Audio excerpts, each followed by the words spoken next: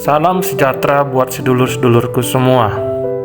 Sedulur, tahukah Anda negara-negara mana yang memiliki gangguan iblis yang sangat tinggi? Karena negara ini adalah yang memiliki spiritual yang sangat tinggi juga. Pada video kali ini saya akan membahas 4 negara teratas yang memiliki spiritual tinggi dan memiliki gangguan iblis yang sangat tinggi kepada penduduknya di negara itu. Daftar negara spiritual yang gangguan iblisnya sangat tinggi melebihi negara-negara lainnya di dunia dan juga dimensinya. Yang pertama adalah negara kita sendiri, yaitu negara Indonesia atau Nusantara. Yang kedua, negara India. Yang ketiga, negara Israel dan Palestina. Dan yang keempat, negara Tiongkok. Memang Tiongkok memiliki sistem komunis pemerintahannya, tapi bukan berarti semua warganya tidak percaya akan adanya Tuhan yang Maha Kuasa.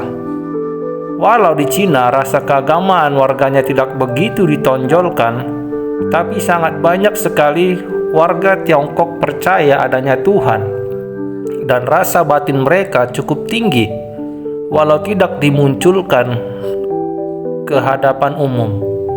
Itu sebabnya banyak pepatah dan nasihat bijak dari negara itu sejak zaman kuno. Bagaimana dengan benua Amerika, Australia, dan Eropa? Di sana tentunya sangat banyak juga orang yang percaya adanya Tuhan, tetapi logika mereka dalam beragama dan bertuhan lebih dominan memakai logikanya. Sedangkan negara Indonesia, India, Palestina, Israel, dan Cina, di samping logika dipakai, batin dan rasa mereka juga bekerja dalam menjalankan keyakinan agama, kepercayaan tentang Tuhan yang Maha Kuasa. Negara atau warganya yang pencapaian spiritualnya tertinggi per individu atau per orang dimiliki oleh Indonesia. Itu sebabnya Allah yang Maha Kuasa menempatkan kerajaannya di Indonesia atau di Nusantara. Sedangkan negara India, hampir semua warganya merata memiliki kebatinan tingkat tinggi, tapi masih dalam taraf dimensi menengah. Jadi India ini luar biasa sekali kebatinan warganya. Wajar kayangan ditempatkan di sana, yaitu surganya para dewa. Indonesia tidak merata warganya melakukan kebatinan. Lebih banyak penduduk Indonesia lebih ke mabuk agama, dogma, dan pengkultusan agama, terutama pada zaman sekarang. Beda dengan zaman kerajaan, kebatinan mereka sangat tinggi. Tetapi di Nusantara ini, walaupun tidak merata kebatinan warganya atau penduduknya dan sudah zaman modern, tapi per individu pencapaian laku kebatinan spiritual mereka sampai kepada Allah yang Maha Kuasa. Dan per individu juga banyak yang sudah mengenal Allah yang sejati, Allah yang menciptakan semesta alam.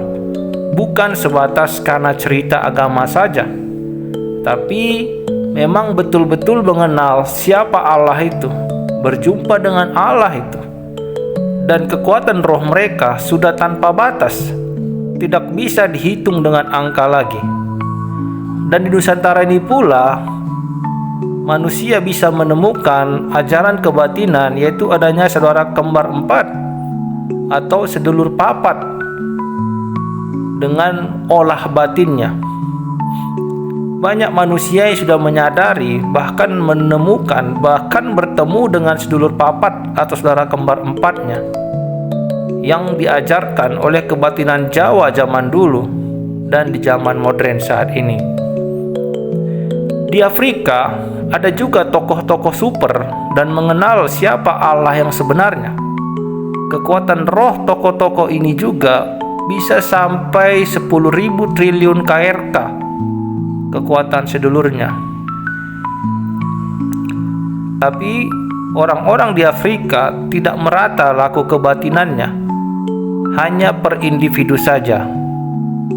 Di negara yang lain juga ada tokoh-tokoh super dan masih hidup sampai sekarang, tapi hanya bersifat pencapaian individu, tidak pernah diberitahukan kepada umum.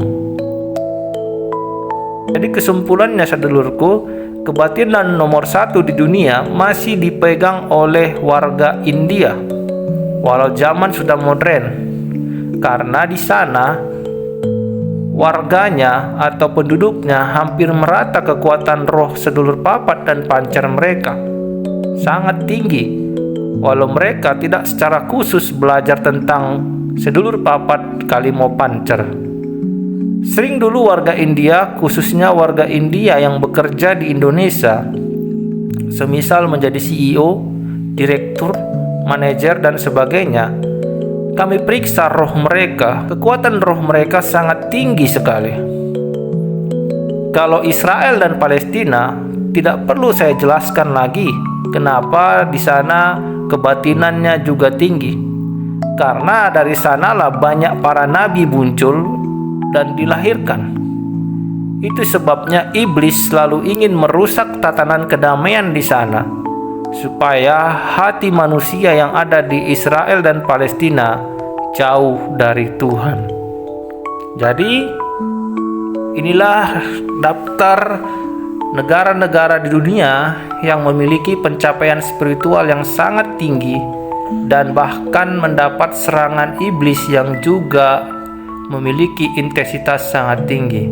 Untuk itu sedulur-sedulurku, tetaplah menjadi orang yang baik. Walaupun sedulur belum mengenal siapa Allah yang sejati, setidaknya sedulur tidak pernah melakukan hal-hal yang tercela, yang melanggar perintah Allah yang Maha Kuasa, terlebih menjahati sesama manusia. Semoga video ini bisa menambah pengetahuan spiritual sedulur semua. Sampai jumpa di video selanjutnya. Rahayu, rahayu, rahayu.